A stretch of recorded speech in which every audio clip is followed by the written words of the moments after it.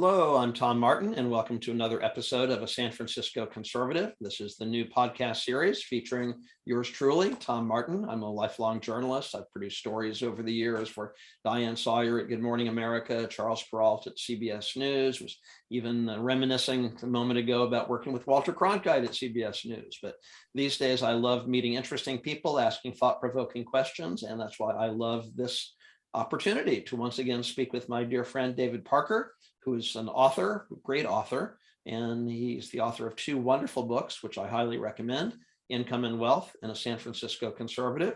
And David is joining us from San Francisco. Hey, David, how are you today? Hi, Tom. I'm fine. Fantastic. How's it going for yourself? How are you doing? I'm doing well. We're getting ready for a move here in Connecticut, despite the image behind me, which is the fabulous Golden Gate Bridge. I do live in Connecticut, not far from Manhattan, and we're getting ready to move to another little location here in Connecticut, but life is good. So I'm happy to be with you. So, and speaking of life is good, it's interesting. I've been speaking with a few people who, like me, are certainly enjoying your books and inspired by them. That one chapter in Income and Wealth, how income, as you said, one of the major points you make in that book is income and wealth are not related. And even if you're working at a fast food restaurant, you can create and generate wealth in your life. And I was just wondering what inspired you. I know certain incidents inspired you and opened your eyes to that fact that income and wealth are not the same things. But what did you have a sense of the lifestyle that you wanted? I mean, we were talking about you're going to be going to Paris soon. I know you appreciate art. You are a jazz musician. I was just wondering what kind of idea you had about the lifestyle that you wanted way back in those early days. I suppose I never thought about that, but that's not a bad question, because I know when I decided to I was going to become a teacher. I know exactly the moment. I was in the 8th grade in Herbert Hoover Junior High School. I was in room C23, right next to the library. And I just looked at the teacher and I says, "Man, this guy is off 3 months in the summer. He's off 2 or 3 weeks for holidays, left and right. He's not working more than 8 months a year. This has got to be a good job." And so says, "I'm going to do that." And I got a teaching credential, and I taught school my whole life. And I thought that 5 days a week, 8 months a year, that was too much. I got it down to 3 days a week, 8 months. So that was always on my mind. And I was never thinking that a school teacher's salary was low or that I couldn't live on it. But living on a school teacher's salary, working 3 days a week, that is getting on the low side. And then I know one of the great stories that you shared with us on other episodes that I've heard is I forget what age you were when you saw that article in the San Francisco newspaper about a waiter there in San Francisco. He passed away and had an estate worth millions or something like that. But how did that factor into your decision to be a school teacher? Yeah, there are kind of 3 stories like that. And they just reinforced that epiphany when I was 12 years old, reading that article at my parents' breakfast table. And I says, how was that possible? Because he enjoyed what he was doing. And that stuck with me. He enjoyed what he was doing. He had no intention of doing anything else. And I think he worked up till he was 80 or something like that. Working in a fancy hotel, being a waiter, he must have known all the customers. And I realized that I had 2 more incidences that made that clear. Well, I guess the second incident was my grandfather, immigrant from Austria. And my grandmother says, "Stop pacing the house and go out and get a job. You got to do something. You're here now. You're not in Austria." Comes back with 4 movie theaters. And I says, "I was 14. How could you do that?" It turns out he didn't have the money, but he got 4 investors. "I'll put the deal together. You put up the money." Aha, that was a real insight. And then the third one, when I was teaching school, my first years until I talked to the custodian. He had a little office, and we were debating French and Italian cuisine. We were listening to Pavarotti. He says, I come in the morning to turn the heat on and talk to the early morning arriving students. I love this little job.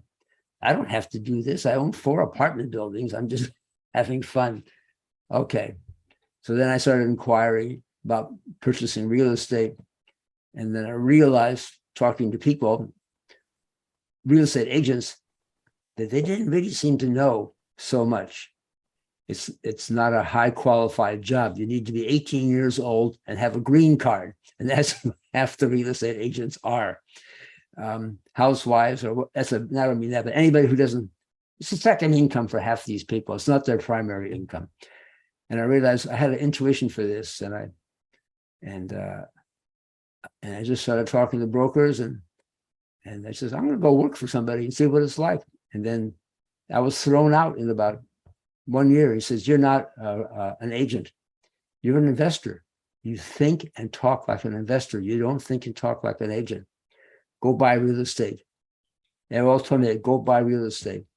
They even had a landlord I was going to rent. He says, I'm not going to rent to you. The way you talk like an investor. Go buy your first little house. Don't even think about renting. Okay, everything was reinforcing. And then I did very, very well in real estate. I just have an intuition for it. And not working tremendous amount of hours, just working smart and just getting to the center of it. And in all my careers, 4 careers simultaneously, I did by not working so many hours in each one. It wouldn't be possible. You can't work 8 hours a day for 4 careers simultaneously, but you can work 2 or 3 hours a day at 4 careers simultaneously. Just be really focused during those 2 or 3 hours. And that's all that's necessary in life for any job. Most jobs are not that hard. Well, I know you well enough over these recent years to know that you have a high standard of excellence. In fact, you've told me, when it comes to your jazz music, you don't say, well, I haven't played in a week or 2. I'll just roll out of bed and play alongside my 5 colleagues. You said that they wouldn't stand for that. So you do have a high standard of excellence in all of your activities, I would imagine, right? If I come on the set and I haven't played even for a couple of days, heads will turn. And they're joking because it's my band. And they'll go, you're not practicing. I don't want to hear that. I don't, because I have really good musicians. It's not fair. I don't want to be the rich guy who has the band. I don't want that, anything like that. I'm one of them. I'm one of the cats at that moment there. I'm nobody else but one of the cats. So I have to hold my own. So I really do practice, and I do prepare for the sets. And do you bring that same attitude to your tennis? I mean, at the time we're recording this, 2 nights ago, Serena Williams, I forget if she had an auto accident. She'd been out of the game a bit. She was playing for like 20 years. I mean, such a historic figure in women's tennis and all of tennis, really. But she won her first match. I think she was ranked something like 600th rather than first. She won. She's going to be playing again tonight, I think, against the number 2 seed at the US Open. You're still playing tennis, which I love, and that probably speaks to your competitive spirit. Do you bring that? Yeah, I do. Play an excellent game of tennis also, I would assume, right? Yeah, I don't know if people know rankings. Like I'm like a 4-0, but I can hold my own with 4-5s, even with 5s. But I'm older now. But I go to tennis clinics, and my wife gets mad at me because I come back a little bit shaken up. The ball comes so fast, and I'm holding it in there. I'm very competitive when I'm playing these guys. I can't beat them, but I can hold my own. And they have a team where I am in the Bay Club in San Francisco, and they asked me to be on the 65 and older team, which they haven't started again since COVID. Somehow they're not traveling around the country in cars so they haven't brought back. But just if someone says, get Parker, he's one of the few people around here who's 76 and he still knocks in the serve at 85 miles an hour. So I'm really there when I'm playing tennis also. That's impressive. It's a little bit like, I guess maybe he's a decade or 2 younger, but Tom Brady in football says, I guess I'm an old man compared to all these other guys, but I don't want to give it up. You have that dedication, So right. That's cool. Yep. So I just want to throw in before we continue, if you're joining our conversation midstream here, you are listening to and watching a San Francisco Conservative, the new podcast series featuring yours truly, Tom Martin, longtime journalist, asking questions, and my dear friend David Parker, who's author of Income and Wealth and a San Francisco Conservative. So, David, I want to talk a little bit more about real estate. You mentioned just briefly a few minutes ago, you said you had a great intuition about real estate. What do you mean by intuition exactly? Well, real estate is just square footage. It's not an office building. It's not an industrial building. It's not a residential building. It's square footage. And then there's acquisition of it financing wise. So a professional real estate deal is 100% financed. You could call that a leveraged buyout. That's probably what I am specialized in. When the dust settles, I'll have acquired that property, which I think in terms of square footage and how much I can rent that kind of square footage for. And when the dust settles, it's fully financed by the banks, the seller, or anybody else. So there's no end to how much you can buy. So I have acquired quite a bit doing that. So that's getting to the essence of it. That's what I'm saying. What is it exactly that you're buying, and how should the deal go down, no matter what anybody is saying? It must be in a special. I'm just speculating here. I'm not an expert in that field at all, but I'm just speculating that it must be a very tricky location where you are. I mean, San Francisco is a beautiful city. It's very historic. I love the architecture and so on. It's also a center of technology, tech and innovation. And I understand it's very expensive to live there currently because of all that tech companies. Is it a tricky place to be in the real estate game? You have to have faith that those high prices are going to hold, and I guess they will. I had a vacancy. I don't believe it or not. After COVID, I had some vacancies during COVID, but they've all filled up. I have 0 vacancies now for almost 6 months. Wow. I had 1 vacancy, and the agent comes back. Well, I found you 3 tenants, 3 guys. One works for Facebook, one works for Google, and one works for some other big company. And he says they're all making $10,000 a month each. They can afford your apartment. So he said, I pushed it up to $4,500. They said, okay, fine. Excellent. So this is a building I was wondering if I can hold on to it. I go, yep, I certainly can. If he's bringing tenants like that, you have to have faith. Excellent. And during COVID, I took a gamble and I bought a big industrial building.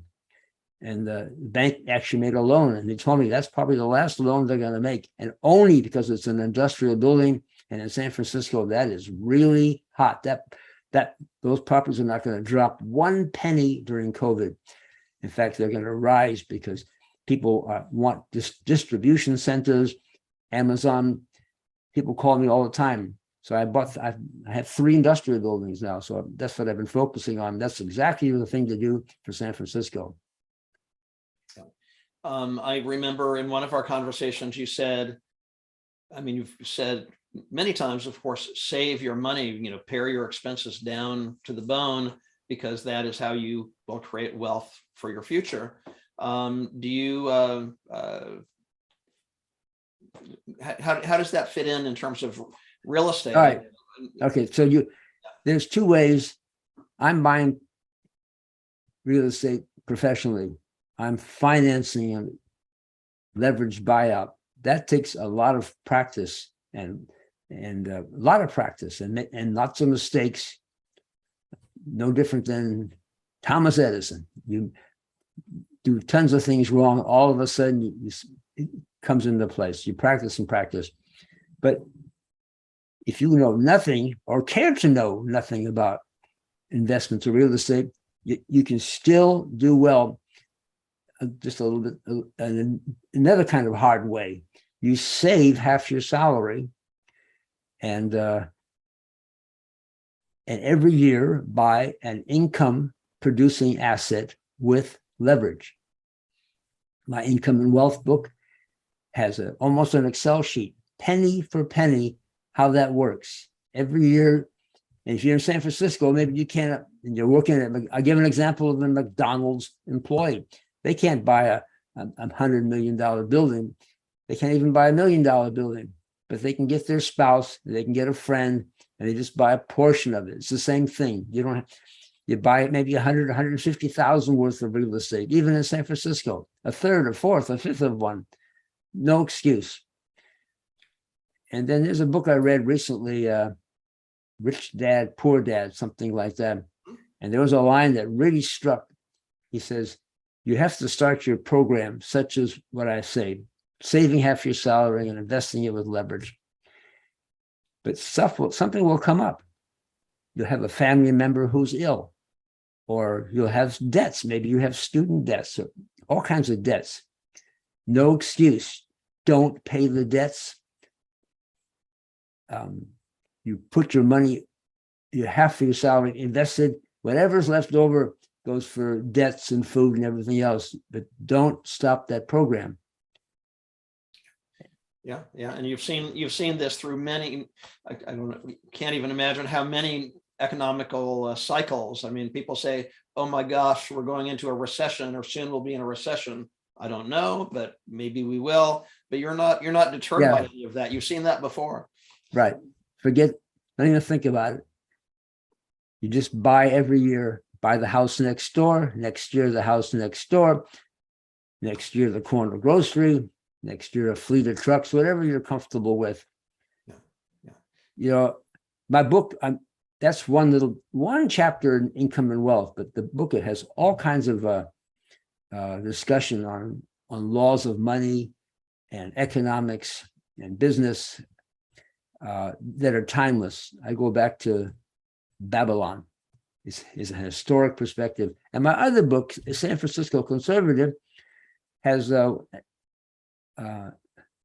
serious essays on. One is on Andrew Carnegie, and his message was similar to what I'm just talking about. This is one of my best essays I've written, how I've come to understand Andrew Carnegie. That's the title of the essay.